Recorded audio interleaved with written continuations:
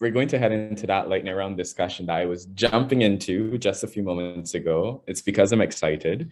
And I'm going to invite Anna now to just lead us in that discussion. I am particularly excited to hear this part because we have some pretty big names coming on. We have Andrew, we have Tasha, and we also have Jakaila, who are going to lead us in that discussion as well. So Anna, I'm going to hand over to you so we can get into that.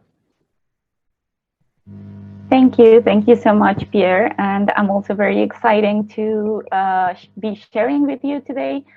This is a topic that I'm very passionate about. And I think the experiences that many countries are facing should be shared, because this is a way that we can also build ourselves stronger against the interests of really, really powerful industries.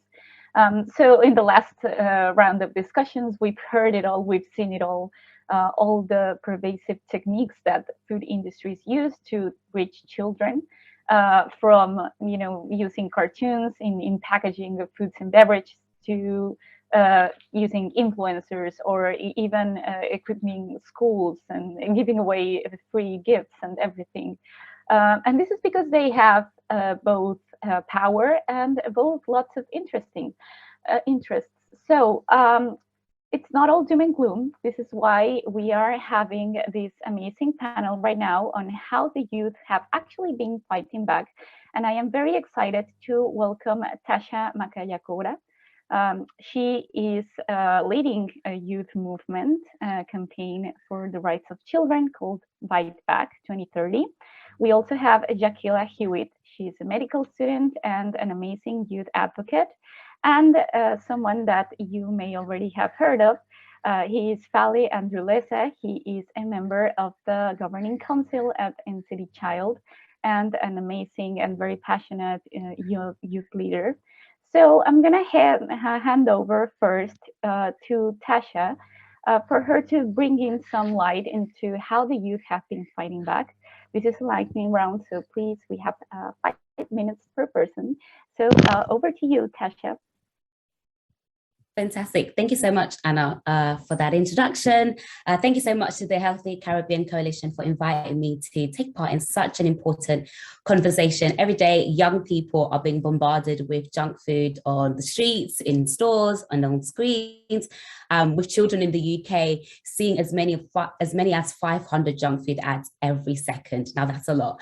And with children, and this has disastrous consequences on our health. It manipulates young people like myself to crave more, buy more, and ultimately eat more unhealthy food. So like I said, it's a pleasure to be here today and discuss some of the ways that we can tackle the marketing of unhealthy commodities. So yes, my name is Tasha Mhakayakora. I'm a former youth board co-chair and now trustee at Fight Back 2030. Essentially, we are a youth-led movement on a mission to redesign the food system to put young people's health first. So I'll just take a couple of minutes to kind of highlight some of the work that we've been doing to tackle the issue at hand. Next slide, please. So in 2020, following Boris's illness with coronavirus, he launched a new campaign aimed at addressing the nation's obesity problem. And so Bite Back launched a campaign calling on the government to introduce new measures that would put young people's health at the heart of British politics. And after months of campaigning, Boris went to announce a new obesity strategy and introduced 2 major policies that we were campaigning for. The first was a ban on junk food ads before 9 p.m. on TV. And the second was the end of price promotions. So things like buy one, get one free on unhealthy food and drink. Next slide, please. A year later, we launched a new campaign called Add Enough. So a lot of the time, politicians will make promises, but often not come through. And so although Boris had announced this ban on online junk food advertising, the government has allowed numerous exceptions or loopholes for companies. For example, companies will be able to show marketing on their websites and social media accounts. The ban will not apply for companies companies with less than 250 employees. Zero sugar drinks are not included, even though we know that this kind of marketing is misleading because often the sugar is replaced with unhealthy alternatives in order to keep the same great taste. And so we are campaigning for the further tightening of advertising rules so that companies don't get away with some of their sneaky tactics. We know that companies spend billions on marketing and advertising because it works. It ensures that junk food and any unhealthy food plays a starring role in our minds at a time where the health of 1 in 3 children in the UK are at risk from diet-related diseases. Next slide, please. And onto an ironic pairing, the unhealthy marketing in the sports industry. So the power of sports to influence healthy lifestyles is being undermined by a constant barrage of unhealthy food and drink sponsorships and advertising. For example, in previous years, the English Football Association, so the FA, was sponsored by McDonald's, the Champions League by Walkers, the Olympics by Coca-Cola. And for these unhealthy brands, by linking themselves to athletes and the notions of being active and moving more, these companies are attempting to associate their products with a healthy and active lifestyle. But in reality, many of their products are high in fat, salt, and sugar. And so we launched a campaign calling the 100, a cricket tournament last year that was sponsored by KP Snacks. And what you'd have seen if you're a cricket fan is each player was literally running around the field looking like your favorite bags of crisps. So as a result of our campaign, the 100 agreed to have a meeting with our youth board member, Jacob, who you see on the screen. And whilst we were disappointed to find out that they were not dropping their sponsorship for this coming year, they were willing to work with us on a few things. So it is an ongoing conversation. We continue to campaign and put pressure on these sports teams and sports associations to make sure that they are doing the right thing. Next slide, please. So earlier on, Claudia talked about some of the research that we did for our Don't Hide What's Inside campaign. Essentially, we were calling on businesses to be open and transparent about their food labels. So businesses are manipulating young people into believing their products are healthy when really, again, they're packed with fat, salt, and sugar. And health and nutrition claims such as no added sugar, one of your family days, a source of vitamin C, that sort of thing creates a positive impression, also known as like a health halo effect. And here at Bite Back, we found that these marketing tactics appear to be working, with 1 in 2 saying that they are influenced by health claims on products, and that 73% of teenagers believe that the product they're buying because of these labels are healthy. And so we continue to campaign to make sure that we can get stricter regulations for product labeling, because that is one of the biggest ways that companies are able to market to not just children, but also all of us. And so to conclude, like I said earlier, young people, all of us actually, we're up against a flood of unhealthy food pouring out from left, right, and center, from our high street, supermarkets, school canteens, screens.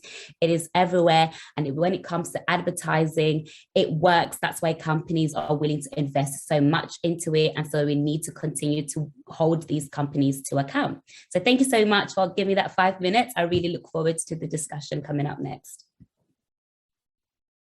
No, thank you for sharing that. I mean, it's definitely troublesome to see this amount of advertising and authorities not being able or not wanting to do something about it. So we'll get into that later in the discussion. But next, we want to hear from Jakaila Hewitt. So please, the floor is yours.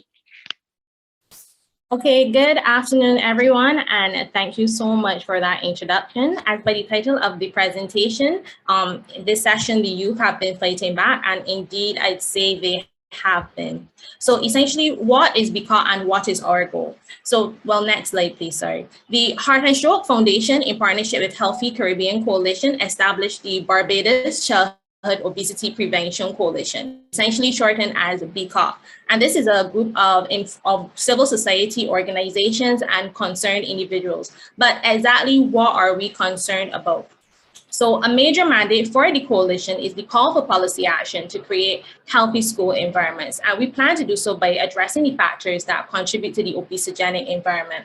So you've probably heard this term all the time, and essentially it refers to an environment that promotes the gain of weight and one that is not conducive to weight loss. And if we modify the obesogenic environment at the community as well as the policy level, then we can help to make an impact. So when we provide persons with access to healthy foods and access to places to be physically active, we are thereby able to support individuals' healthy behaviors and diminish the obesogenic environment. So the policies that BCA advocate for include a ban on the sale and marketing of sugar-sweetened beverages and unhealthy foods in schools, primarily referring to ultra-processed foods. We want a ban on the direct marketing of unhealthy foods and beverages to children. We want the implementation of an increased and effective tax on sugar-sweetened beverages, this being a tax of no less than 20%, and the adoption of legislation to enforce front-of-package warning labels. Next slide, please. So BCOP is very youth-centered, and all decisions are made with the youth in mind. And as such, BCOP is made up of a youth subcommittee called the Youth Advocates, to which I am one, and we all have various backgrounds. So some of us do law, some of us do medicine, but we all have one common goal, which is the protection of our youth's health. Next slide, please.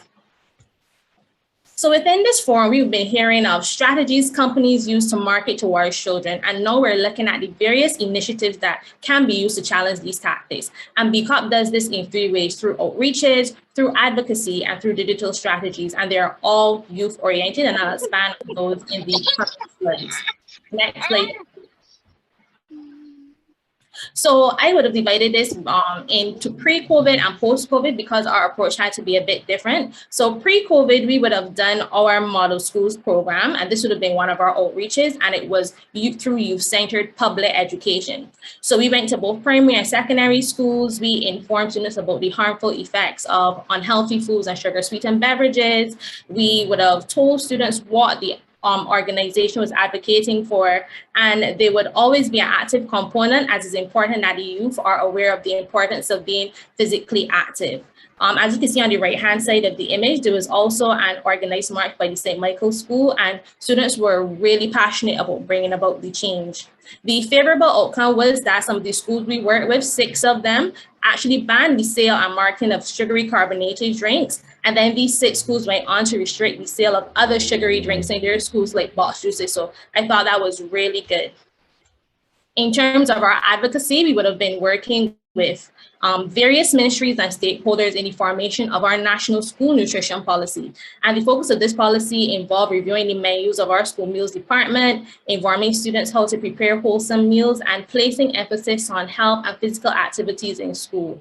And during this stakeholder meeting, there was only one youth voice. Yes, you can imagine just one youth voice amongst all these adults that were essentially dealing with a matter that is really close to the youth. And this was Miss Abigail Johnson. She's also a fellow medical student and a youth health advocate, and her contribution was significant, and hopefully it set in motion that more youth involvement is necessary in matters that affect the youth.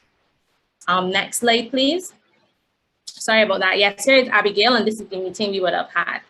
Next slide.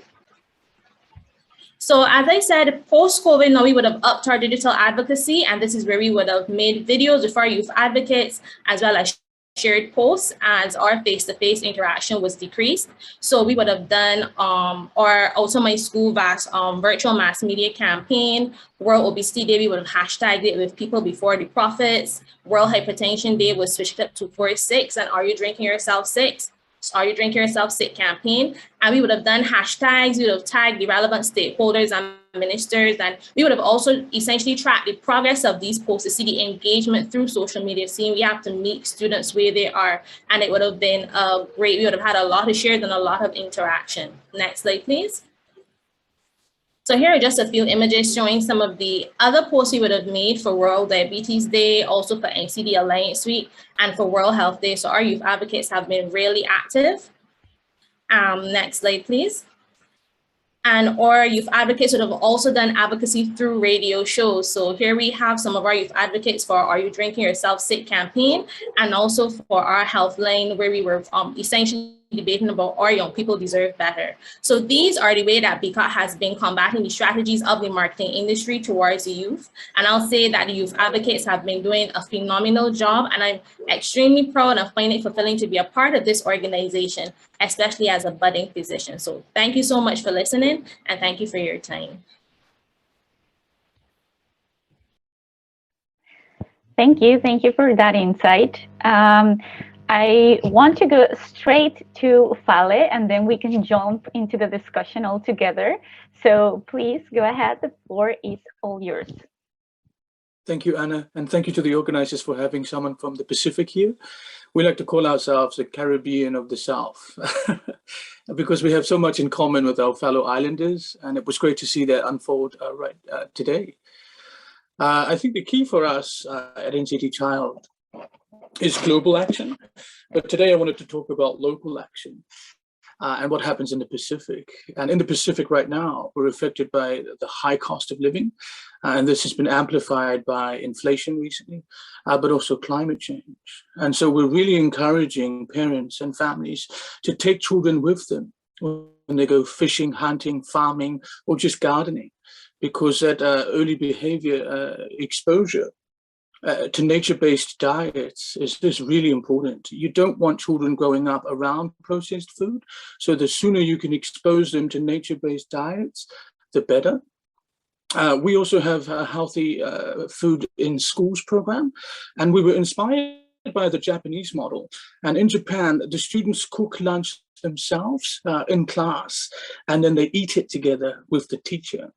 And it comes at a cost of at a fraction of the cost rather than the typical tuck shop lunch that we have in the West. And so students contribute a few dollars, but then they have soup, they have rice, they have some meat, they have some salad as well.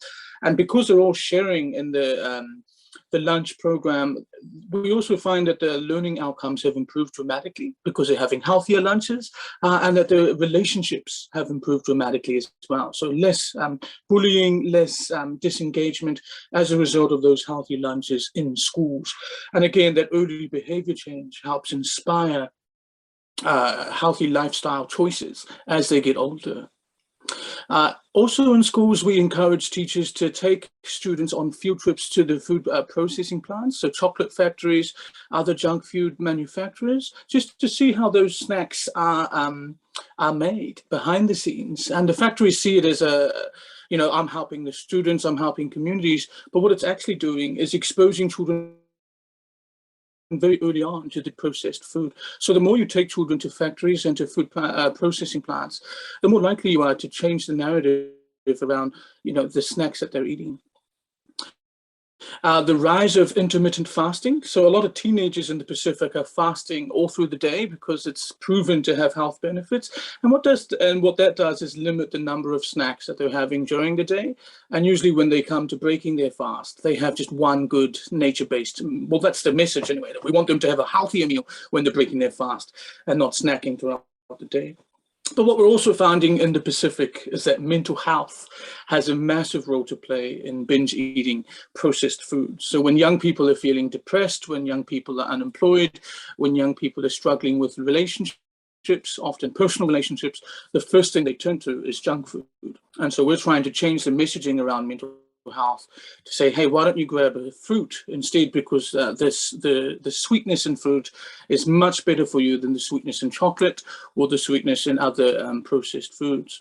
And I think it was raised earlier, the illusion of consumer choice. Unilever alone owns 400 brands in over 190 companies. So you look at the different brands and you think you're getting a choice, but they're often owned by the same multinational corporations. So in the Pacific as well, there's some consumer pushback against chocolate because of the child labor accusations around the cocoa farming. And so those are examples of what consumers can do with more information. When you have more information about the quality of the product and how it's made, where it's made, the conditions of workers who make that food, you are more likely to be an informed consumer. So in the Pacific, we're encouraging people to read up on where their chocolate comes from, where their milk comes from, etc., etc., so that they make better choices around purchasing. But I think someone mentioned COVID-19 earlier, and what that has done is everywhere globally we're paying more for food now, so we need to be more creative, more innovative about how we get access to healthy food at a fraction of the cost. I was in the supermarket just yesterday and I bought like a few products and it came to like $170, which is absolutely crazy. People aren't earning as much as we used to, but again, the cost of living has been absolutely unacceptable, and it's only going to get worse because of the invasion in Ukraine and its impact on global oil prices. So we need to be more mindful of what that does on the ground to consumers and their families. But yeah, in terms of climate change, people are moving into the city to get away from farming, and so their diets have changed dramatically. So in the Pacific, we're having a massive conversation about how can we still be healthy but live in the city at the same time? How do we get access to that traditional nature-based food? So that's the situation on the ground in the Pacific, and I hope some of you have taken some lessons from that, or maybe some of you have a lot in common with that narrative, but I look forward to the discussion after this. Thank you for having me. Thank you for that, Sally, and thank you for bringing up this very holistic vision of how this is also an issue of mental health, or even world events that are happening right now, and that of course it affects us all